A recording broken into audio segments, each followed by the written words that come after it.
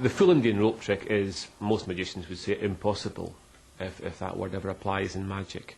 It's just a myth. But I saw a pretty good version done by Ishamuddin, though. Hello. Ishamuddin, the first guy to do the famous Indian rope trick in, well, 500 years or ever. And so I went to film it, and we went on this beach, and we expected 3,000 people to show up, and 25,000 people showed up. It was just packed. It was the most remarkable event ever.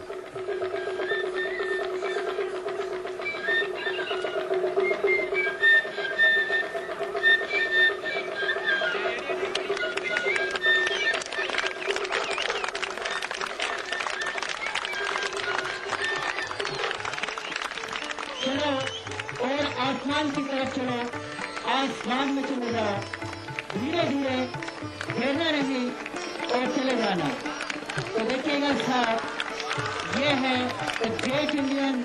The rope climbed up actually about 20 feet, which was further than I'd seen before. This was not on stage, this was an open grounds. There's no overhead support here.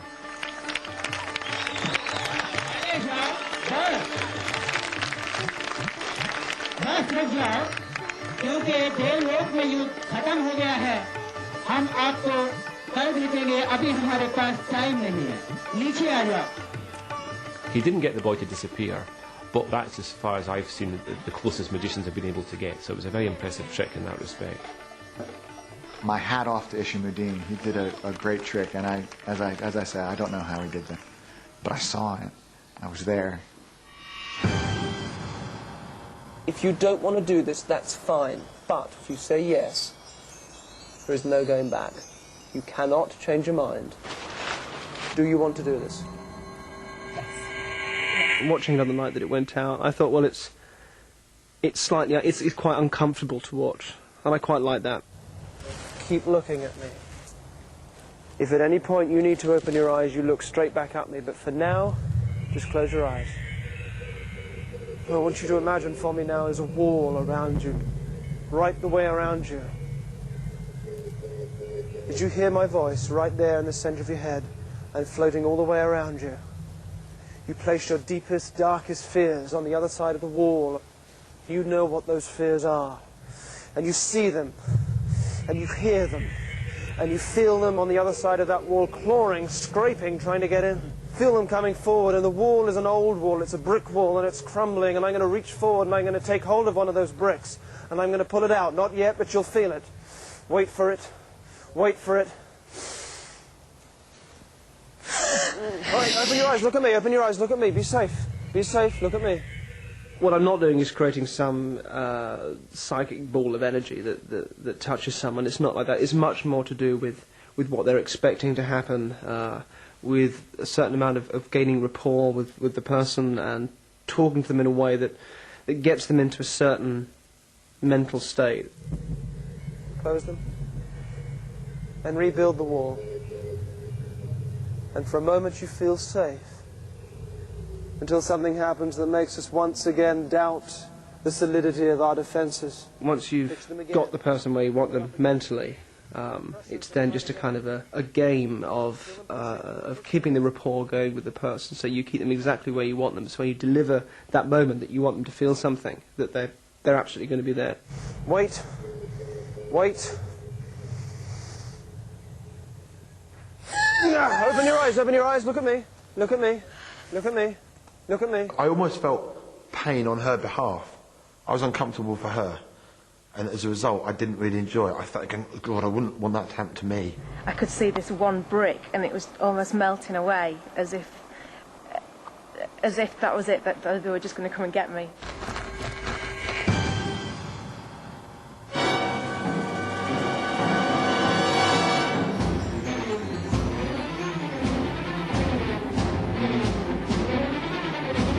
Death Dive is absolutely stunning. It's like the start of Moonraker, you know, but better because it hasn't got jaws in it. I was on the edge of my seat. Now, this isn't magic, this is just madness. Handcuffed and shackled, Robert Gallup will be locked and chained into a mail bag.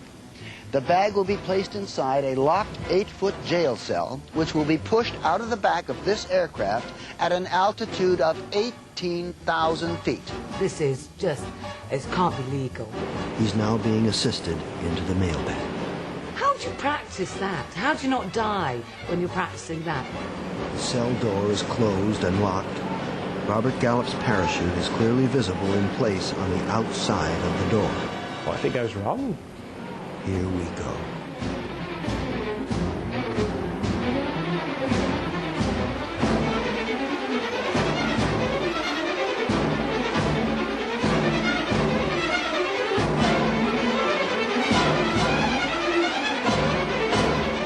I don't care how much safety stuff he did. He was locked in a cage that was plummeting to earth.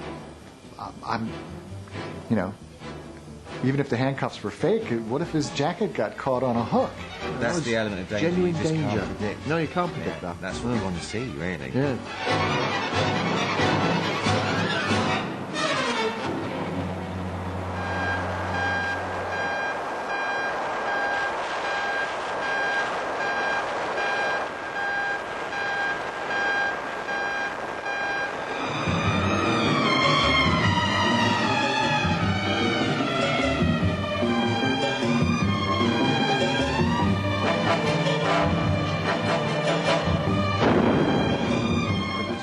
Totally irresponsible to chuck a big steel cage out of a plane. What about, even if it was in the desert, what about the little gerbils or animals or weasels that were running about? They could have just got squashed. Well, yeah, but they've got more than a 50-50 chance of surviving because of the gaps between the bars.